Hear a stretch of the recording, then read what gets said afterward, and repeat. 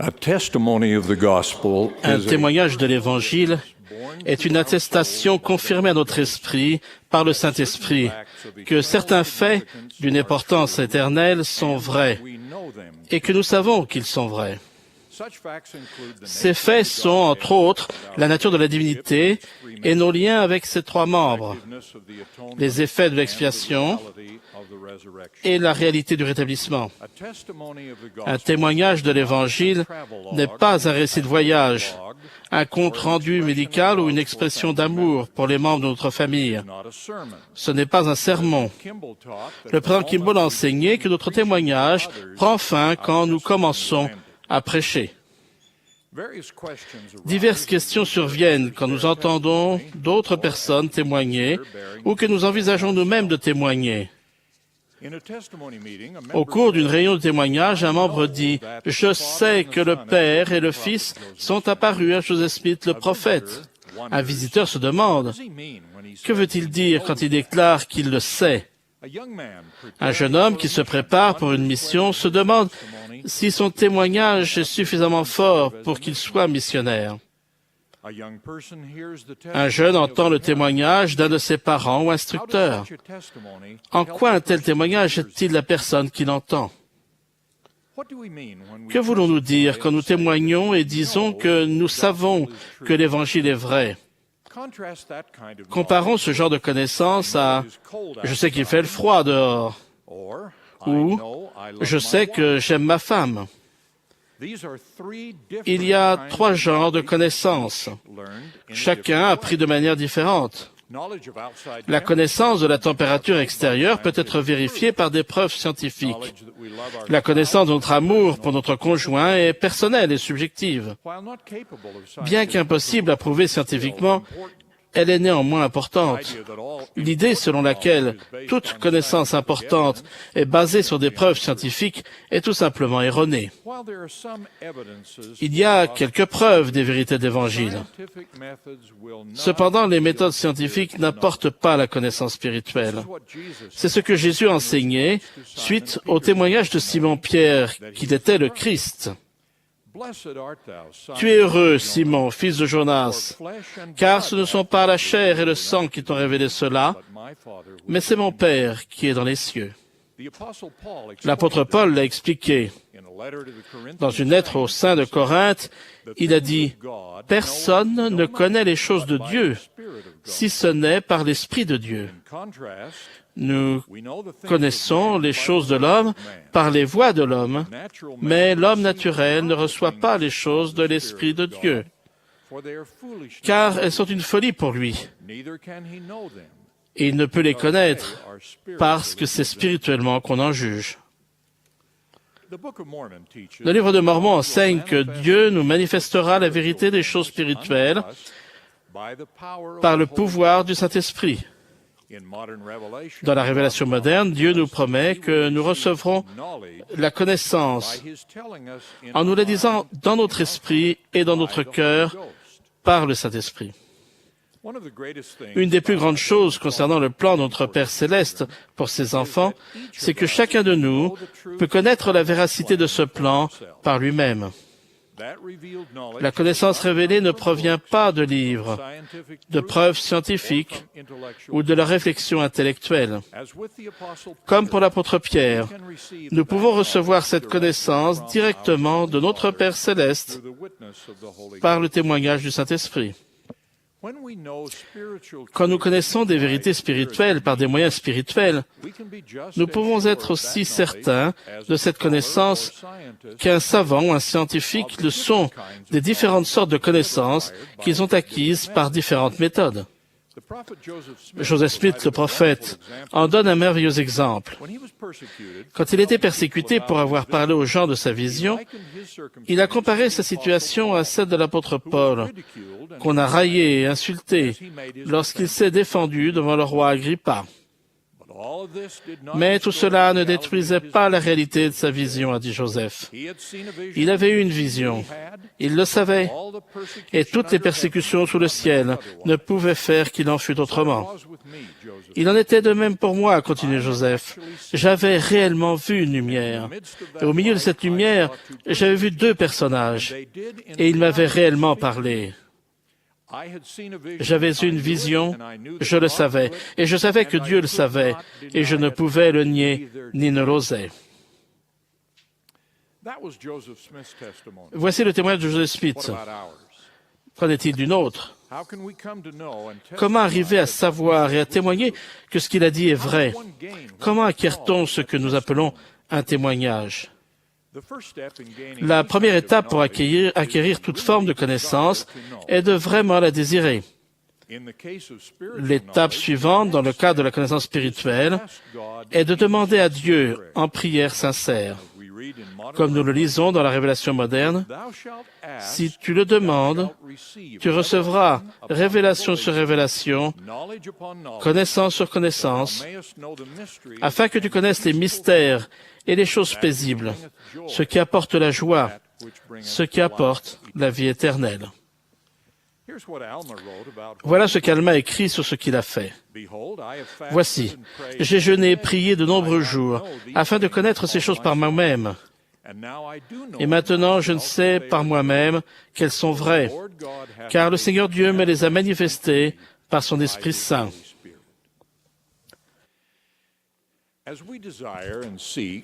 Lorsque nous désirons et recherchons, nous devons nous souvenir que l'acquisition d'un témoignage n'est pas quelque chose de passif, mais un processus dans lequel il est attendu de nous que nous fassions quelque chose.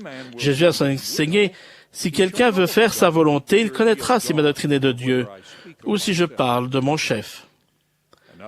Une autre façon de rechercher un témoignage semble étonnante, comparée aux méthodes employées pour obtenir d'autres connaissances. Nous acquérons ou nous fortifions un témoignage en le rendant. Quelqu'un a même suggéré qu'on acquiert mieux certains témoignages debout en les rendant qu'à genoux en priant. Le témoignage personnel est essentiel dans notre foi. Par conséquent, ce que nous devons faire pour acquérir, fortifier et conserver un témoignage est indispensable à notre vie spirituelle. En plus des choses déjà mentionnées, nous devons prendre la Sainte Seine chaque semaine pour nous qualifier pour que se réalise la promesse précieuse que nous aurons toujours son Esprit avec nous. Bien sûr, cet Esprit est la source de notre témoignage. Ceux qui ont le témoignage de l'Évangile rétabli ont également le devoir de le rendre. Le livre de Mormon enseigne que nous devons être les témoins de Dieu en tout temps, en toutes choses et dans tous les lieux où nous serons. L'un des enseignements les plus marquants de la relation entre le don du témoignage et le devoir de le rendre est donné à la 46e section des Doctrines et Alliances. En décrivant diverses sortes de dons spirituels, cette révélation déclare « Il est donné à certains, par le Saint-Esprit, de savoir que Jésus-Christ est le Fils de Dieu et qu'il a été crucifié pour les péchés du monde. À d'autres, il est donné de croire en leurs paroles, afin d'avoir eux aussi la vie éternelle s'ils restent fidèles. » Ceux qui ont le don de savoir ont le devoir évident de témoigner, afin que les personnes qui ont le don de croire en leurs paroles puissent aussi avoir la vie éternelle. Le besoin que nous déclarions notre foi en privé ou en public n'a jamais été aussi grand. Bien que certains se déclarent athées, beaucoup sont ouverts à des vérités supplémentaires concernant Dieu. À ces personnes qui recherchent sincèrement, nous devons affirmer l'existence de Dieu, le Père éternel, la mission divine de notre Seigneur et Sauveur Jésus-Christ et la réalité du rétablissement. Nous devons être vaillants dans notre témoignage de Jésus. Chacun de nous a de nombreuses occasions de proclamer ses convictions spirituelles à des amis, des voisins, des collègues de travail et à de simples connaissances. Nous devons utiliser ces occasions pour exprimer notre amour de notre Sauveur, notre témoignage de sa mission divine et notre détermination de les servir. Nos enfants doivent aussi nous entendre souvent rendre notre témoignage. Nous devons aussi fortifier nos enfants en les encourageant à se définir par leur témoignage grandissant et pas seulement par les honneurs reçus pour les études, le sport et d'autres activités scolaires. Nous vivons à une époque où certains donnent une idée fausse des croyances de ceux qu'ils appellent mormons et nous vilipendent même à cause d'elles. Devant ces déformations, nous avons le devoir de parler franchement pour expliquer notre doctrine et nos croyances. C'est à nous de déclarer nos croyances, au lieu de laisser à d'autres le dernier mot pour les déformer. Cela exige de rendre témoignage en l'exprimant soit en privé, à une connaissance, soit en public, dans une petite ou une grande réunion. En témoignant de la vérité que nous connaissons, nous devons suivre fidèlement l'avertissement de parler avec douceur et humilité. Nous ne devons jamais être autoritaires, véhéments ou injurieux. Comme l'a enseigné l'apôtre Paul, nous devons professer la vérité avec amour. N'importe qui peut être en désaccord avec notre témoignage personnel, mais personne ne peut le nier. Pour terminer, je vais parler du rapport entre l'obéissance et la connaissance. Les membres qui ont un témoignage et qui agissent en conséquence sous la direction de leurs dirigeants de l'Église sont parfois accusés d'obéissance aveugle. Bien sûr, nous avons des dirigeants, et bien sûr, nous sommes soumis à leurs décisions et à leurs directives dans la gestion de l'Église et dans l'accomplissement des ordonnances nécessaires de la prêtrise. Mais pour ce qui est d'apprendre et de connaître la véracité de l'Évangile, notre témoignage personnel, nous avons chacun un lien direct avec Dieu, notre Père éternel, et avec son Fils Jésus-Christ, par le témoignage puissant du Saint-Esprit. C'est ce que nos détracteurs ne comprennent pas. Cela dépasse leur entendement que nous soyons unis pour suivre nos dirigeants et cependant indépendants par notre croyance personnelle. Peut-être l'énigme que cela est pour certains peut-elle s'expliquer par le fait que chacun de nous a deux canaux différents qui le relient à Dieu. Nous avons un canal de gouvernement par l'intermédiaire de notre prophète et de nos autres dirigeants. Ce canal, qui concerne la doctrine, les ordonnances et les commandements, amène l'obéissance.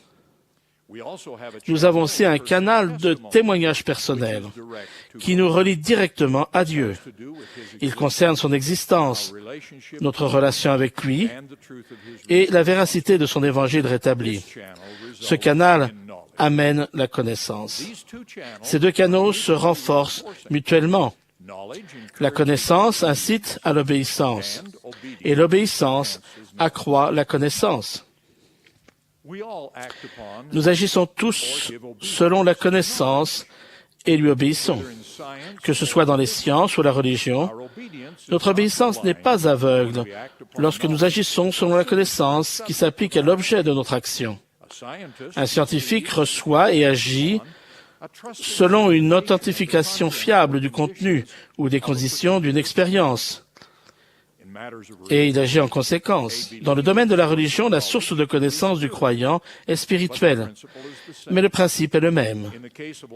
Dans le cas des saints des derniers jours, lorsque le Saint-Esprit donne à notre âme le témoignage de la véracité de l'Évangile rétabli et de l'appel du prophète moderne, notre choix de suivre ces enseignements n'est pas de l'obéissance aveugle. Chaque fois que nous témoignons, nous devons éviter d'être arrogants ou orgueilleux. Nous devons nous souvenir de la réprimande du livre de Mormon au peuple qui était si orgueilleux des choses supérieures que Dieu lui avait données qu'il affligeait ses voisins. Jacob a dit que de telles choses sont abominables pour celui qui a créé toute chair, car un être est aussi précieux à ses yeux que l'autre. Plus loin, Alma nous fait cette mise en garde. Vous n'estimerez pas une chair au-dessus d'une autre, ou un homme ne se considérera pas comme étant au-dessus d'un autre. Je termine par mon témoignage. Je sais que nous avons un Père céleste dont le plan nous amène sur la terre et nous fournit les conditions et la destinée de notre voyage éternel. Je sais que nous avons un Sauveur, Jésus-Christ, dont les enseignements définissent ce plan et dont l'expiation donne l'assurance de l'immortalité et la possibilité de la vie éternelle. Je sais que le Père et le Fils sont apparus à Joseph Smith, le prophète, pour rétablir la plénitude de l'Évangile en ces derniers jours. Et je sais que nous sommes dirigés aujourd'hui par un prophète, Thomas S. Monson, qui détient les clés pour autoriser les détenteurs de la prêtrise à accomplir les ordonnances prescrites pour notre progression vers la vie éternelle. Au nom de Jésus-Christ, Amen.